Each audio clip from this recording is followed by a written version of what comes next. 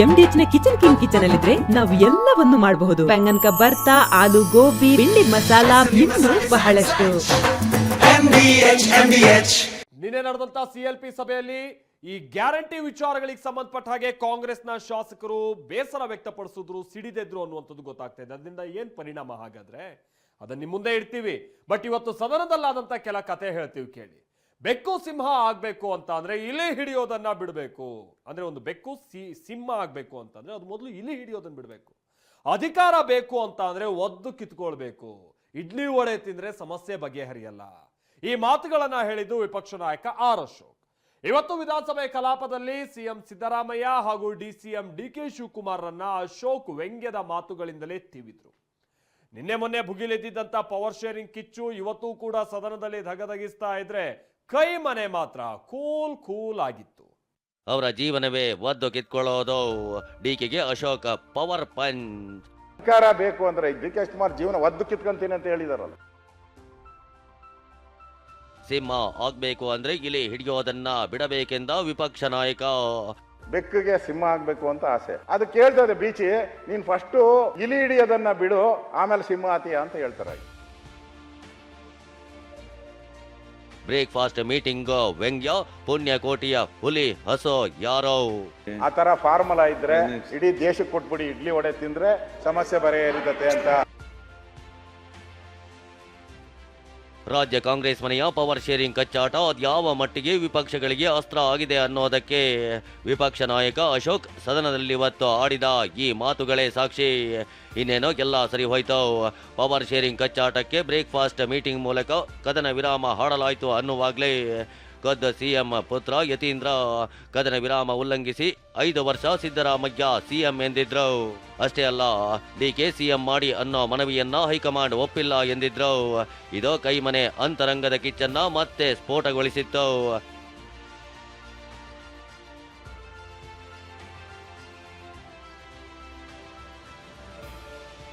ನಿನ್ನೆಯೋ ಸದನದಲ್ಲಿ ಸರ್ಕಾರವನ್ನ ತಿವಿದಿದ್ದ ವಿಪಕ್ಷ ನಾಯಕ ಅಶೋಕ್ ಇವತ್ತು ಕಾಂಗ್ರೆಸ್ನ ಇದೇ ಪವರ್ ಶೇರಿಂಗ್ ವಿಚಾರವನ್ನ ಪ್ರಸ್ತಾಪಿಸಿ ಮಾತಿನಲ್ಲೇ ಆಡಳಿತ ಪಕ್ಷದ ನಾಯಕರನ್ನ ಈಟಿಯಲ್ಲಿ ತಿವಿಯುವಂತೆ ತಿವಿದ್ರು.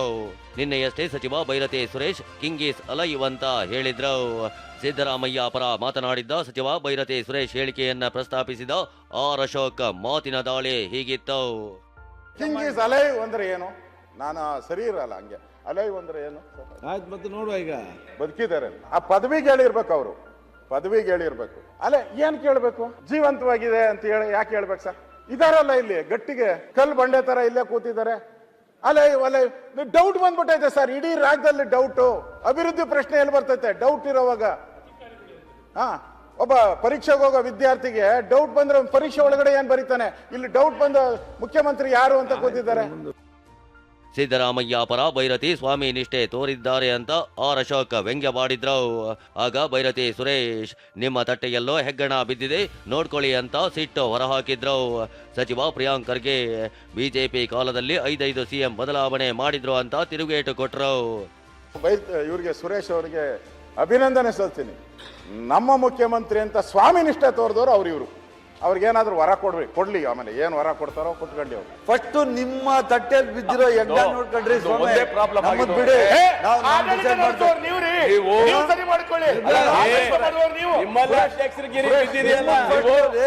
ನಿಮ್ಮಲ್ಲೇ ಶುರುವಾಗಿದೆ. ಅಧ್ಯಕ್ಷರು ಚೇಂಜ್ ಮಾಡುತ್ತೀರಿ ಅಂತ ಹೇಳಿ ಇದನ್ ಬಿಟ್ಟು ಎಲ್ಲ ಮಾತಾಡ್ತವ್ರೆ.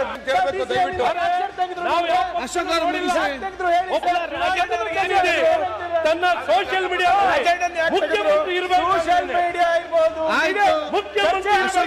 ಇನ್ನೊಬ್ರು ಹೆಸರು ಮುಖ್ಯಮಂತ್ರಿಗಳು ಯಾವ ಪಕ್ಷ ಯಾವ DK ಜೀವನವೇ ಒದ್ದು ಕಿತ್ಕೊಳ್ಳೋದು ಎಂದ ಅಶೋಕ್. ಒಂದು ಬೆಕ್ಕಿಗೆ ಸಿಂಹ ಆಗ್ಬೇಕು ಅಂತ ಆಸೆ ಅಂತ, ಬೆಕ್ಕಿಗೆ ಸಿಂಹ ಆಗ್ಬೇಕು ಅಂತ ಆಸೆ. ಅದು ಕೇಳ್ತದೆ ಬೀಚಿ, ನೀನ್ ಫಸ್ಟ್ ಇಲಿ ಹಿಡಿಯೋದನ್ನ ಬಿಡು, ಆಮೇಲೆ ಸಿಂಹ ಆತೀಯ ಅಂತ ಹೇಳ್ತಾರೆ. ಅರ್ಥ ಆಯ್ತಲ್ಲ? ಅಧಿಕಾರ ಬೇಕು ಅಂದ್ರೆ DK ಶಿವಕುಮಾರ್ ಜೀವನ ಒದ್ದು ಕಿತ್ಕೊಂತೀನಿ ಅಂತ ಹೇಳಿದಾರಲ್ಲ. ಒದ್ದು ಕಿತ್ಕೊಂತೀನಿ ಅಂತ ಒದಿಬೇಕು, ಯಾರನ್ನ ಒದಿಬೇಕು? ಅವ್ರ ಜೀವನನೇ ಒದಿಯೋದೇ ಆಗ್ಬಿಟ್ಟಿದೆ. ಫಸ್ಟ್ ಟೈಮ್ MLA ಆಗ್ಲಿಲ್ಲ ಅವರು, ಕಾಂಗ್ರೆಸ್ ಪಾರ್ಟಿ ಕೊಡ್ಲಿಲ್ಲ, ಒದ್ದು ಕಿತ್ಕೊಂಡ್ರು. ತಿರ್ಗಾ ಮಂತ್ರಿ ಮಾಡ್ಲಿಲ್ಲ SM ಕೃಷ್ಣ ಅವರು ಒದ್ ಕಿತ್ಕೊಂಡ್ರು. ಹಾಕಿದ್ ಮತ್ತೆ ತಿರ್ಗಾ ಧರ್ಮಸಿಂಗ್ ಅವರಿದ್ರು, ಮಂತ್ರಿ ಮಾಡ್ಲಿಲ್ಲ, ಒದ್ ಕಿತ್ಕೊಂಡ್ರು. ಬಿರಿ ಒದ್ದು ಕಿತ್ಕೊಳ್ಳೋದೇ ಅವ್ರ ಜೀವನ ಪೂರ್ತಿ ಒದ್ದು ಕಿತ್ಕೊಂಡ ಆಗಿದೆ. ಇಡ್ಲಿ ವಡೆ ತಿಂದ್ರೆ ಸಮಸ್ಯೆ ಬಗೆಹರಿಯೋದಿಲ್ಲ ಎಂದ ಟಾಂಗ್. ನೋಡಿ, ಇಡ್ಲಿ ವಡೆ ಹೋಗಿ ತಿಂದ್ರೆ ಸಮಸ್ಯೆ ಬಗೆಹರಿಯಲ್ಲ. ಆ ತರ ಫಾರ್ಮುಲಾ ಇದ್ರೆ ಇಡೀ ದೇಶಕ್ಕೆ ಕೊಟ್ಬಿಡಿ, ಇಡ್ಲಿ ವಡೆ ತಿಂದ್ರೆ ಸಮಸ್ಯೆ ಬಗೆಹರಿತತೆ ಅಂತ.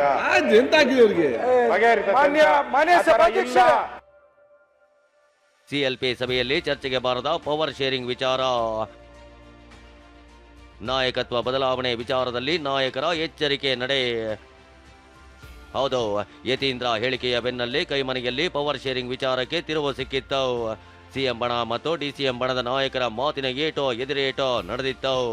ಇದೇ ವಿಚಾರ ನಿನ್ನೆ ನಡೆದ ಸಿಎಲ್ಪಿ ಸಭೆಯಲ್ಲೂ ಚರ್ಚೆಗೆ ಬರುತ್ತೆ ಅನ್ನೋ ನಿರೀಕ್ಷೆ ಇತ್ತು. ಆದರೆ ಕಾಂಗ್ರೆಸ್ ಶಾಸಕಾಂಗ ಸಭೆಯಲ್ಲಿ ಎರಡೂ ಬಣದ ಶಾಸಕರು ಮೌನಕ್ಕೆ ಜಾರಿದ್ರು. ಹೀಗಾಗಿ ನಾಯಕತ್ವ ಗೊಂದಲ ವಿಚಾರ ಪ್ರಸ್ತಾಪವೇ ಆಗಲಿಲ್ಲ.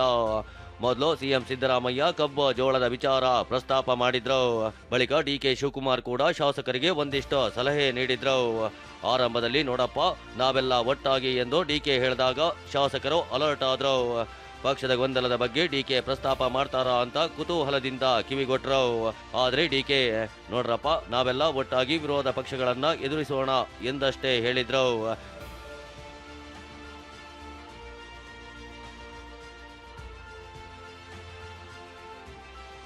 ಈ ಮಧ್ಯೆ ಪವರ್ ಶೇರಿಂಗ್ ಬಗ್ಗೆ ಮಾತನಾಡದಂತೆ ತಮ್ಮ ಆಪ್ತ ಶಾಸಕರಿಗೆ DK ಖಡಕ್ ಸೂಚನೆ ಕೊಟ್ಟಿದ್ದಾರೆ. ಹೀಗಾಗಿ ಅವರು ಕೂಡ ಸೈಲೆಂಟ್ ಆಗಿದ್ರು. ಇನ್ನು ಸುವರ್ಣಸೌಧದಲ್ಲಿ 5 ವರ್ಷ ನೀವೇ ಸಿಎಂ ಅನ್ನೋ ಪ್ರಶ್ನೆಗೆ ಉತ್ತರಿಸಿದ ಸಿದ್ದರಾಮಯ್ಯ ಮತ್ತೆ ಹೈಕಮಾಂಡ್ ತೀರ್ಮಾನ ಎಂದಷ್ಟೇ ಹೇಳಿದ್ರು. CLPಯಲ್ಲಿ ಏನು ನಡೀತು ಅನ್ನೋದನ್ನೆಲ್ಲ ಚರ್ಚೆ ಮಾಡೋಕ್ಕಾಗುತ್ತೆ ಇಲ್ಲಿ, ನಿಮಗೆಲ್ಲ ಹೇಳಕ್ಕಾಗುತ್ತಾ?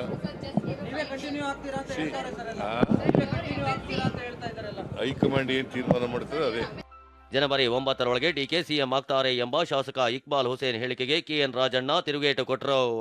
ಅವನೇನೋ ಶಾಸ್ತ್ರ ಹೇಳ್ತಾನೇನೋ ನನಗೆ ಗೊತ್ತಿಲ್ಲ, ಯಾರೋ ಚರ್ಚೆ ಪ್ರಸ್ತಾಪ ಮಾಡಬಾರ್ದು ಅಂತ ಹೇಳಿದ್ದಾರೆ ಅಂತ ತಿಳಿಸಿದ್ರು.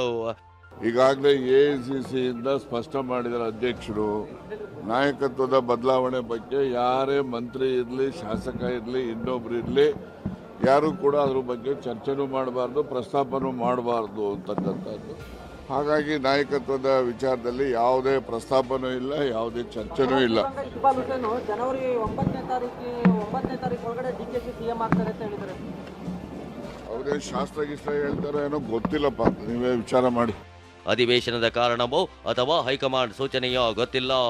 ಕಾಂಗ್ರೆಸ್ ಕುರ್ಚಿ ಕದನ ಬೂದಿ ಮುಚ್ಚಿದ ಕೆಂಡದಂತಿದೆ. ಅಧಿವೇಶನದ ಬಳಿಕ ಏನಾಗುತ್ತೆ ಅನ್ನೋದು ತೀವ್ರ ಕುತೂಹಲ ಮೂಡಿಸಿದೆ. ಆದರೆ ಈ ಗೊಂದಲ ಬಗೆಹರಿಯದೆ ಇರೋದು ಬಿಜೆಪಿಗೆ ಅಸ್ತ್ರವಾಗಿದೆ. ಕಿರಣ್ ಹನ್ಯಡ್ಕ, ಪ್ರಸನ್ನ ಗಾಂವ್ಕರ್ ಜೊತೆ ಸುನಿಲ್, TV9 ಬೆಂಗಳೂರು. ಅರೆ ಕಡಿಮೆ ಹಾಕು ಆದ್ರೆ ಅಸಲಿ ಹಾಕು. MDH ಕಾಶ್ಮೀರಿ ಕೆಂಪು ಮೆಣಸಿನ ಪೌಡರ್. MDH